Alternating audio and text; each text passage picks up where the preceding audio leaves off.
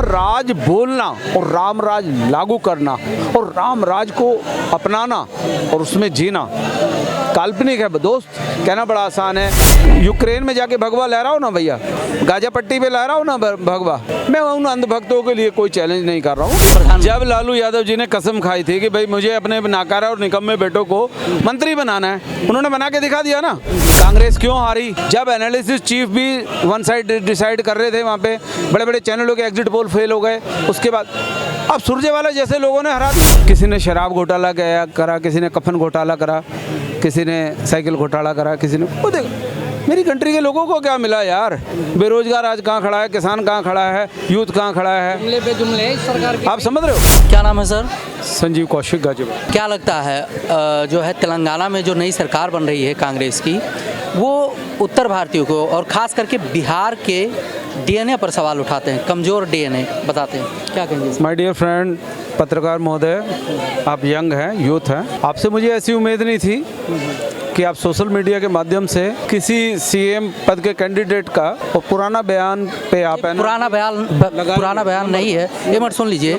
ये शपथ ग्रहण पहले का है, नहीं शपथ ग्रहण से पहले का है। सुनिए नंबर 2, देश के अंदर 1000 इशू होने के बावजूद आप लोग धन्यवाद के पात्र हैं कि आप लोग किन परिस्थितियों में काम कर रहे हैं और शासन प्रशासन के और गवर्नमेंट के अगेंस्ट जाके सच्चाई दिखाने का भरसक प्रयास कर। वास्तव में बहुत बड़ा काम है। लोकतंत्र को बचाने में इस कंट्री में आप लोगों का भी पूरा योगदान है। नेशनल मीडिया का कोई योगदान नहीं है। 100% मोदी मीडिया, गोदी मीडिया बनी बैठी है और मीडिया ऐसा फ्लो में काम कर रहा है कि वो आमादा है सोशल मीडिया को और इलेक्ट्रॉनिक और प्रिंट मीडिया सबको निकलने के लिए। चलिए, वो अपनी करनी कर रहे हैं, आप अपनी करनी कर रहे हैं। कुल मिला के यदि उन्होंने ऐसा बोला है, यदि बोला है, माफ़ी मांगनी चाहिए उन्हें। और किसी स्टेट, किसी जात बिरादरी या किसी के भी डीएनए के ऊपर क्वेश्चन मार्क रखना मूर्खता का परिचय दे रहे हैं। और जहाँ तक बात, मैं आपके चैनल के माध्यम से एक बात कहूँगा, हमारी कंट्री ने आज़ादी के बाद न जाने कितने इलेक्शन देखे हैं लोकतंत्र में।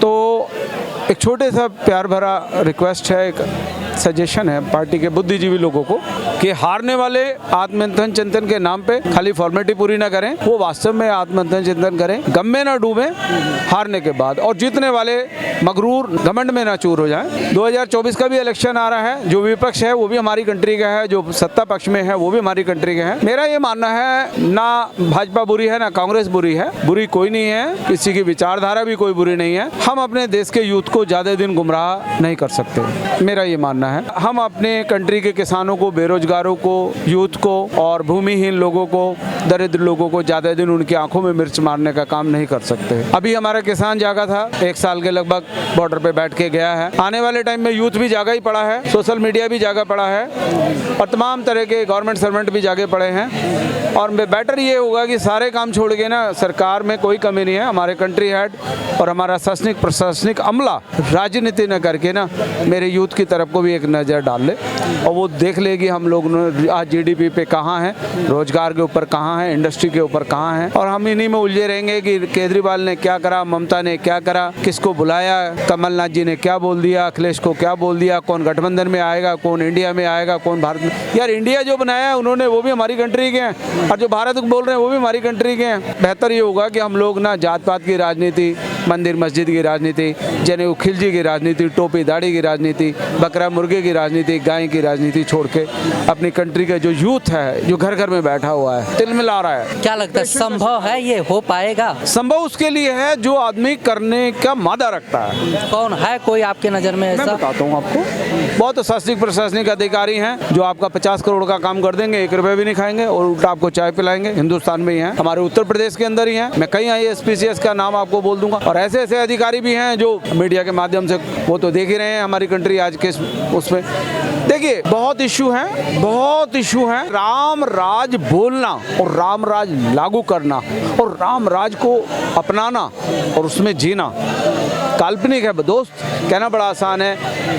अब देखिए कितना इजीली एक राइटर को पैसे मिले, उसने लिख दिया, हम जैसे सिंगर ने वो गा दिया, जो राम को लाए हैं हम उनको लाएंगे।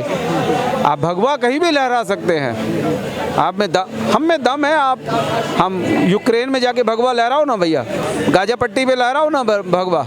मैं उन अंधभक्तों के लिए कोई चैलेंज नहीं कर रहा हूँ कि आप वहाँ देखिए, कभी हम लोग एनर्जी गाजा पट्टी पे लगा देते हैं, कभी हम लोग जो है इजराइल के ऊपर लगा देते हैं, कभी हम यूक्रेन के ऊपर लगा देते हैं। हाँ, मोदी जी कंट्री हेड हैं, वो धन्यवाद के पात्र हैं। वास्तव में उन्होंने कुछ ऐसे डिसीजन लिए हैं जो इतिहास में नाम उनका चलेगा। मेरा ये मानना है सारे काम नेहरू जी ने भी गलत नहीं किए और सारे काम मोदी जी ने भी अच्छे नहीं किए। इंसान है वो, मशीन से भी गलत काम हो जाते हैं, उसका भी अल्टरनेट ढूंढना पड़ता है। अकाउंट्स हेड होता है, लेजनिंग हेड होता है, फाइनेंशियल हेड होता है, उनसे मिस्टेक हो जाती है। कहने का मतलब ये है हम लोग बेटर हो कि अपना धरातल पे रहें। एक शब्द जो है ज़्यादा ट्रेंडिंग में रहता है, अंधभक्त। आखिर अंधभक्त की व्याख्या क्या है? क्या माने अंधभक्त को हम? कुछ चीज़ें हैं जो उसको इग्नोर किया जाए, या कुछ चीज़ें जो पहले से रही हैं उनको इग्नोर किया जाए? आखिर अंधभक्त है कोई कौन? नया क्वेश्चन नहीं किया आपने दोस्त।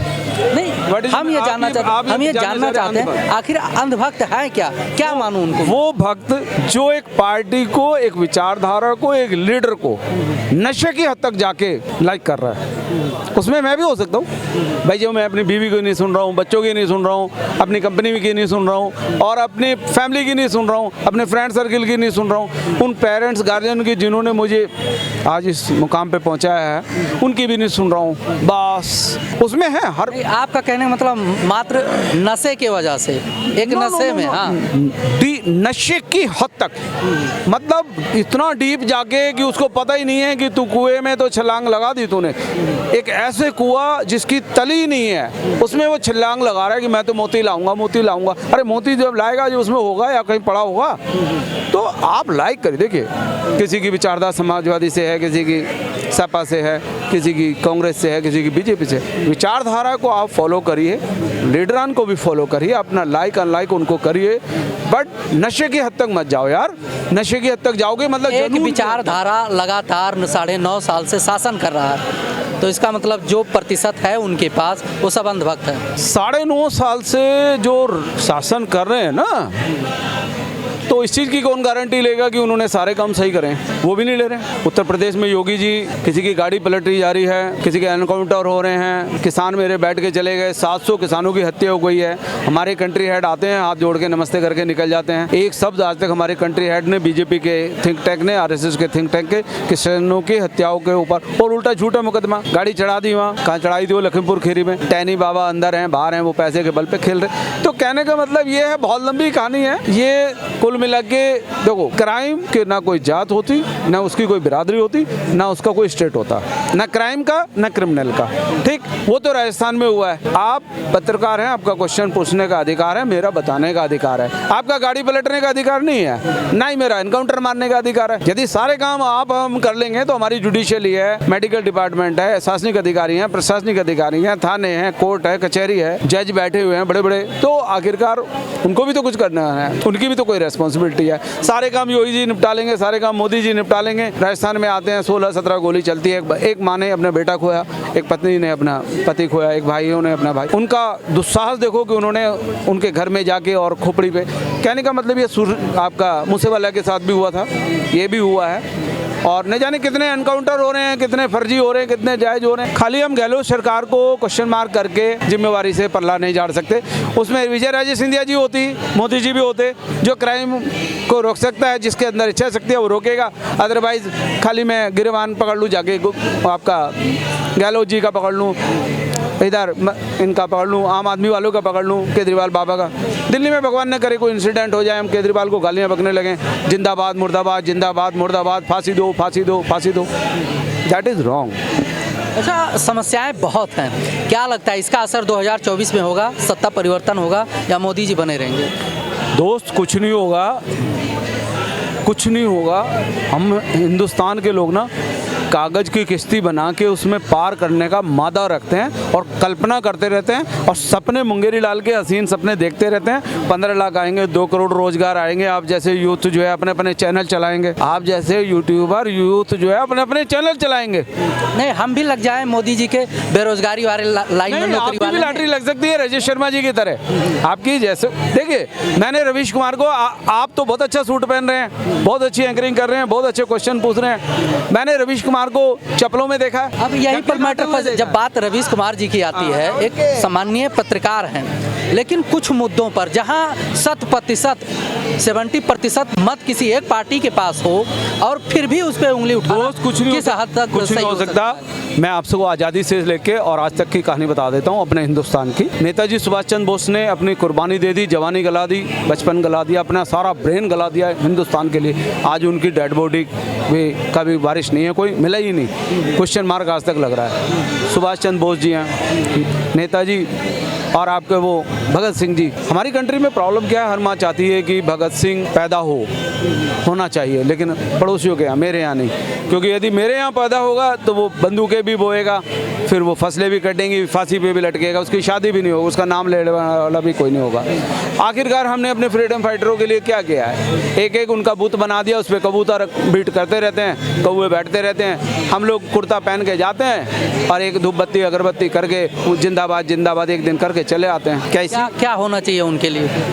चंद्रशेखर आज़ाद होना क्या चाहिए उनके लिए आपके हिसाब से? हम लाए हैं तूफान से किश्ती निकाल के, इस देश को रखना मेरे बच्चों संभाल के। जब तक हमारे देश का कंट्री का यूथ, यंग ब्लड जनून में आके पूरे सिस्टम की बागडोर अपने हाथ में नहीं लेगा और कमांड नहीं करेगा, बड़े को बड़े की तरह बैठा है, भैया ये तेरा सम्मान है, तेरी डेजिग्नेशन है, ये तेरी पेंशन है, छोटे को छोटे की तरह, ठीक है, कमांड हम रखेंगे।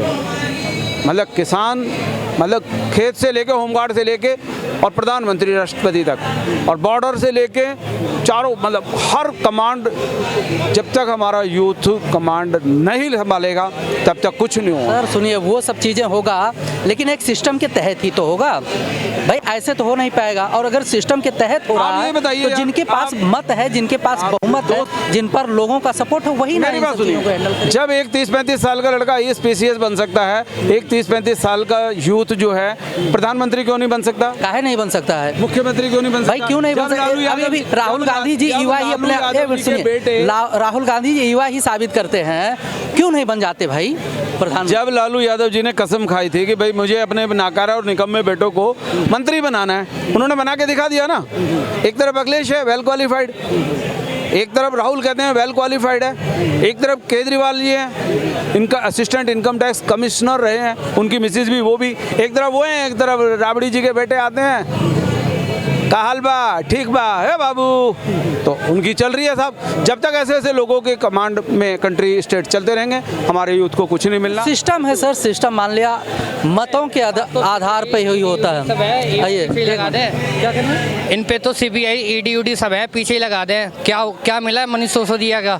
अमानुल्लाह खान को उन्होंने गिरफ्तार किया था, क्या मिला उन्हें? कुछ मिला, कुछ एविडेंस मिले उन्हें? बताओ भैया, दिल्ली में काम कर रही है केजरीवाल, भाई केजरीवाल को प्रधानमंत्री होना चाहिए। एक मिनट आपका सवाल देखो, मेरे एक बात कहनी है, कह के मैं निकल रहा हूँ, आप समझना। किसी ने शराब घोटाला करा, किसी ने कफन घोटाला करा, किसी ने साइकिल घोटाला करा, किसी ने, वो देखो मेरी कंट्री के लोगों को क्या मिला यार?